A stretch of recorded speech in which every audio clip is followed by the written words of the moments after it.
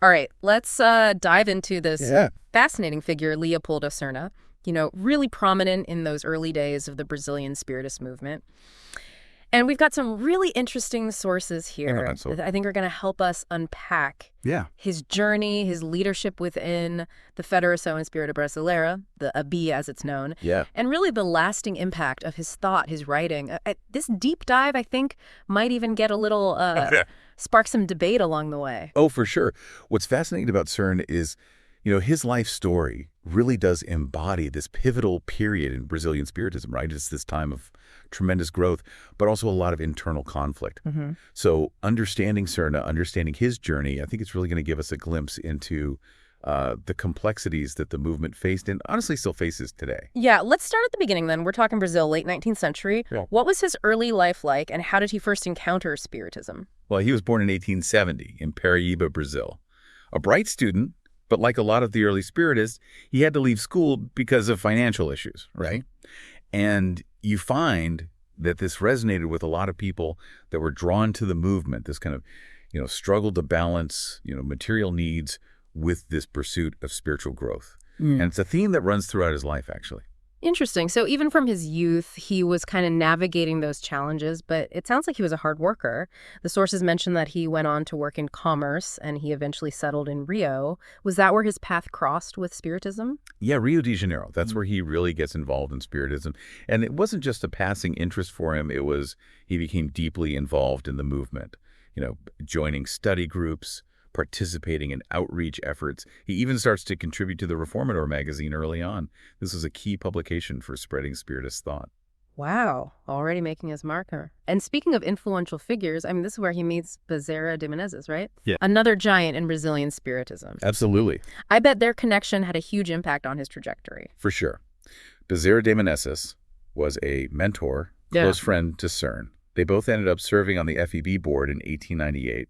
With Cirne as vice president. Now, remember, this is the time when the Spiritist movement was grappling with some pretty significant internal divisions. Right. You mentioned these two main schools of thought, those mystics who really focused on the religious and philosophical aspects, and then the scientists who were all about proving the phenomena through scientific methods. Yeah. It's interesting because it sounds like an early version of the debates that we still see today, right? This role of scientific evidence. Oh, for sure. Versus personal experience and Spiritism. Absolutely. And this context is important because it really did play a major role in shaping Cirne's actions, later on. He was more aligned with the mystical group, really deeply influenced by the writings of Leon Denis, the French Spiritist philosopher.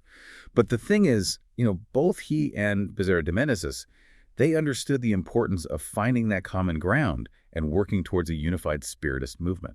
Yeah, makes sense. A divided movement isn't going to have the same impact. But it's interesting, right? A mystic trying to bridge those divides. It's almost counterintuitive, wouldn't you say? You would think so, right? But that's what makes Cirne so fascinating. He was willing to put those personal preferences aside, for the greater good. And this really comes to a head when he takes over as FAB president in 1900. After Bezerra de Menezes passes away. Okay, so now we've got a mystic at the helm of a still divided movement. That's a recipe for at least some raised eyebrows, if not conflict. What were his priorities as president? What steps did he take? One of his first big actions was a reform of the FEB statute in 1902. And his goal was to solidify Allan Kardec's works as the foundational texts for the whole movement. Well, Kardec is considered the father of Spiritism, right? Yeah. So, that seems like a logical move to really emphasize his works as this core doctrine. It would give everyone this kind of shared framework. But wasn't this also where things got a little bit controversial? Yeah, you're right. So the previous FEB statute had elevated the books of another Spiritist writer, Jean-Baptiste Roustain, to the same level as Kardec's. So Cirne's reform removed that clause. And that didn't go over well with everybody. Hold on. So removing a key text, that seems like a pretty bold move, especially for someone who was focused on unifying the movement. How did he justify that to those who followed Roustain's teaching? Wasn't that risking further division? It was a risk, but Cirne had actually studied Roustain's doctrine extensively, and he ultimately concluded that it was more divisive than, beneficial to the greater goal of unifying the Spiritist movement. So again, prioritizing that unity over, personal preference, even when it meant potential backlash. It's interesting. So it's like he was trying to find that sweet spot, right, between respecting diverse viewpoints, but also establishing this clear doctrinal foundation for the movement to grow from. I mean, it couldn't have been easy navigating those tensions. It wasn't. But this was just the beginning of his efforts to shape, the direction of the FEB and really Brazilian Spiritism as a whole. Welcome back.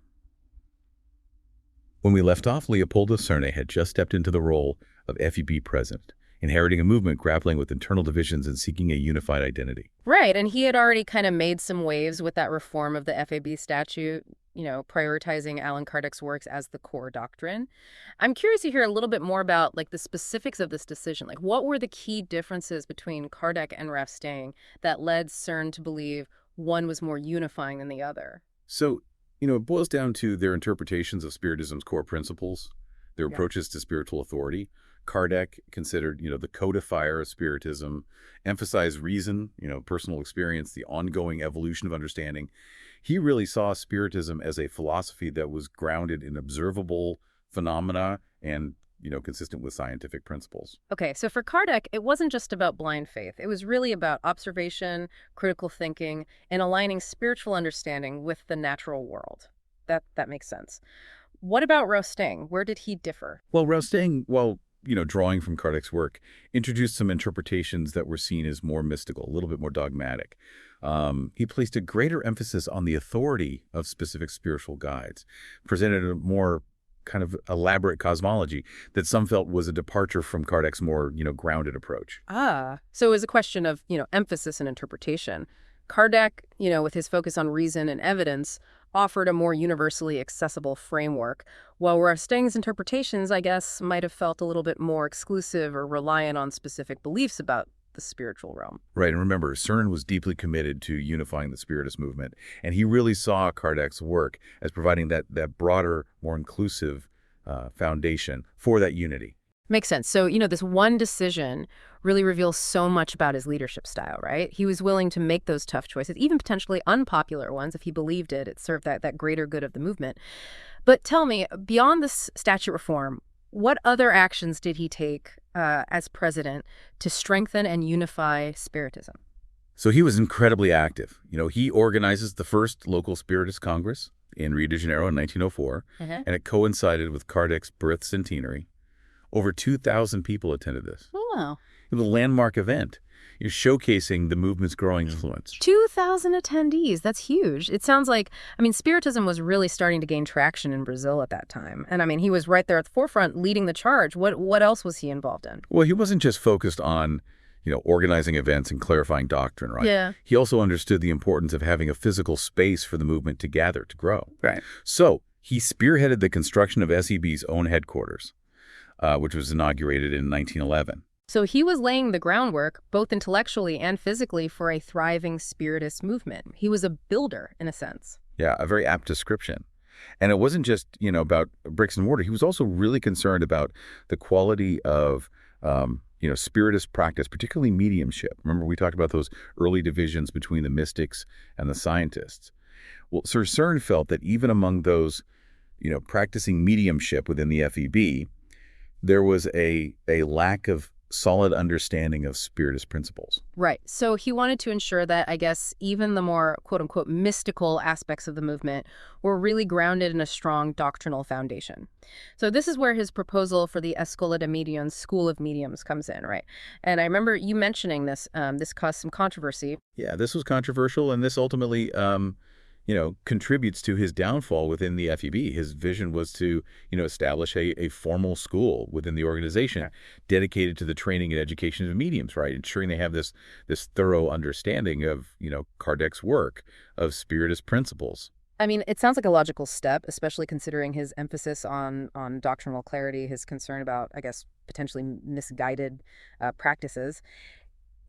It's interesting, though, how something intended to strengthen the movement from within ended up causing such conflict. Yeah, it's a classic example of, even the best intentions can face resistance, especially when they challenge the established order.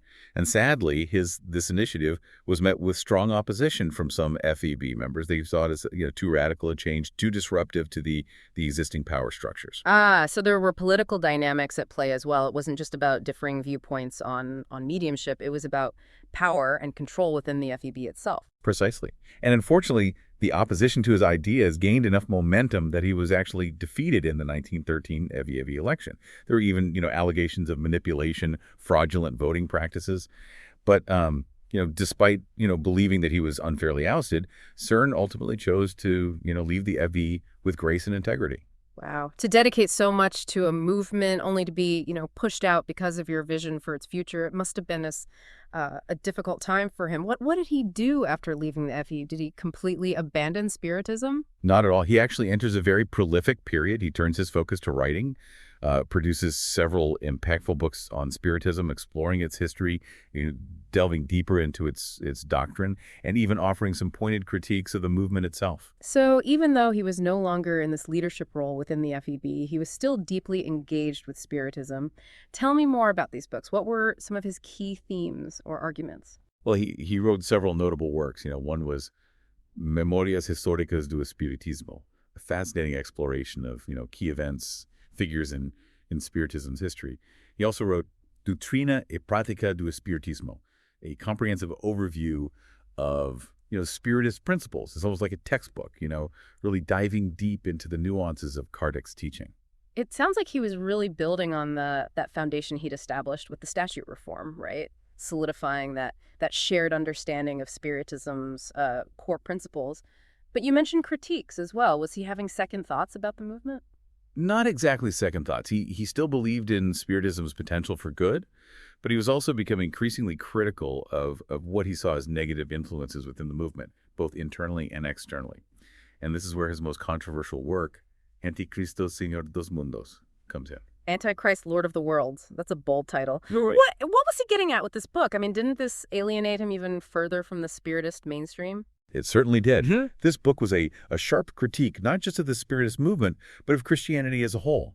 Cirne argued that what he called dark forces, or the Antichrist, had been working against human spiritual progress throughout history, influencing institutions like, the Catholic Church, the Protestant Reformation, and yes, even the Spiritist movement. Wait a minute. Dark forces influencing a movement focused on spiritual enlightenment. That seems like a contradiction. Yeah. How did he reconcile that with his belief in Spiritism? Well, and that's precisely what makes this book so fascinating and so controversial. He wasn't saying that Spiritism itself was bad or wrong. His argument was a lot more nuanced than that. He believed that even a movement with such positive potential could be susceptible to these negative influences, right, both from, forces outside, but also from within, through human failings, through power struggles, the misinterpretations of core teachings. So it's like he was saying, look, even the best of us, even those striving for spiritual growth are not immune to the complexities of, human nature, the influence of, I guess, less than ideal forces. It's a pretty thought-provoking concept, even today. It is. And, while this book caused quite a stir at the time, it also speaks to Cirne's intellectual honesty. He was willing to challenge the very movement he was so deeply devoted to. He wasn't afraid to ask those difficult questions, even if it meant facing criticism or isolation. Yeah, he sounds like a true seeker, someone who's constantly pushing himself, pushing the movement, to strive for that deeper understanding of the spiritual path. It's amazing how his journey took him from leadership within the FEB to becoming somewhat of a controversial figure, writing those critiques from the outside. Absolutely, and it's through those critiques, those challenges, that he leaves a lasting legacy on Brazilian Spiritism, a legacy that continues to spark debate and inspire that deeper reflection even today. This has been an incredible journey so far. We've gone from his humble beginnings to his time as FB president, those controversial reforms, and now these impactful, thought-provoking writings. And it sounds like there's much more to uncover about his legacy and the lasting impact of his ideas. There is. We've only scratched the surface of how his work continues to influence Spiritists today, how this critical approach can offer, valuable lessons for anyone navigating the complexity of the spiritual path. Okay, so we've gone through this remarkable life from his early days in the FEB to his more controversial writings. I want to tackle that question we kind of left hanging in part two. These concerns about dark forces influencing spiritual movements. Are those concerns still relevant today? It's a little unnerving to consider, but I think there's wisdom there. And remember Cirne, he wasn't trying to instill fear. He was advocating for discernment, for a critical eye, even within these spiritual settings. And that's something I think we can all benefit from, regardless of, our specific beliefs. Yeah, you're right. It's not about, being paranoid. It's about being aware, questioning, making sure our intentions really align with genuine spiritual growth. But applying that to today's world feels, I don't know, daunting. The spiritual landscape is so vast and diverse. I mean, how do we even begin to navigate that? It's true. It can be overwhelming, right? The sheer variety of spiritual options that we have today. When you've got ancient traditions, New Age movements, Eastern philosophies, Western esotericism, it's a lot. But I think Cerne's framework, as old as it is, over a century old, offers some guidance. Remember, he wasn't just concerned about those external forces, but also those internal dynamics within the Spiritist movement itself. You mean those critiques of like power struggles, the pursuit of recognition, or the misinterpretations of those core teachings? Exactly. He saw how those internal factors could hinder the movement's progress just as much as any external force. So it's about recognizing potential pitfalls within any spiritual group tradition, being able to spot those warning signs, those red flags that suggest something might not be quite right. But what are those? It feels like a minefield out there. It's understandable to feel that way. Each path has its own intricacies, but Cerne's critical approach, I think, offers some general principles we can apply. Okay, I'm all ears. Hit me with those principles. What's our Cirne-inspired checklist for navigating this spiritual landscape? Well, firstly, I would say be wary of any group or leader demanding blind faith or obedience over critical thinking.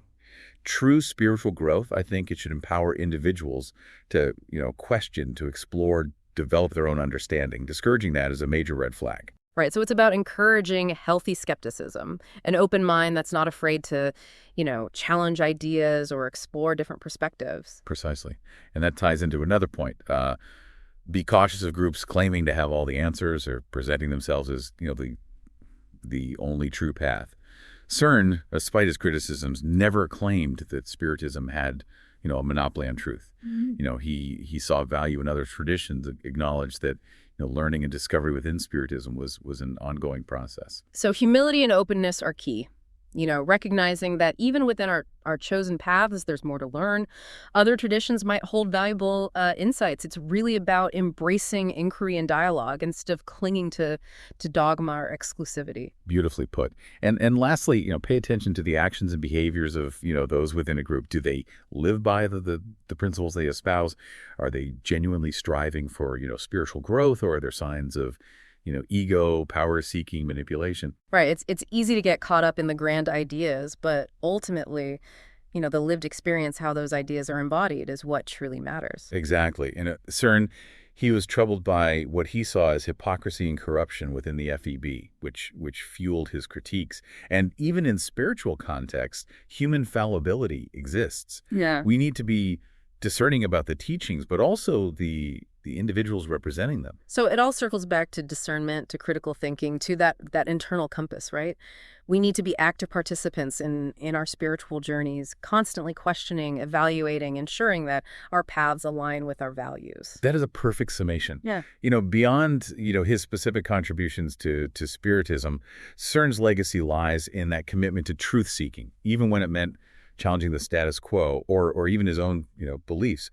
He shows us that true spiritual growth requires courage, honesty, and unwavering, personal discernment. Yeah, his story is a powerful reminder that even within spiritual movements, there's space for, critical thinking, for debate, for evolution. It's not about blind faith. It's about, engaging with the core ideas, questioning those assumptions, and really striving for genuine progress. You've captured the essence of it, and perhaps that's the greatest takeaway from Cerne's life, to approach our spiritual paths with both faith and a healthy dose of skepticism, always, evaluating if our actions are aligning with true progress. So just like Cirne, we need to keep questioning, keep exploring, keep that internal compass pointed toward a truth. That's a powerful message to carry with us on our own unique spiritual journeys. Indeed. And on that note, we'll leave you to ponder these ideas further. Thank you for joining us for this deep dive into the life and legacy of Leopoldo Cirne. Until next time, keep seeking, keep questioning, and keep growing.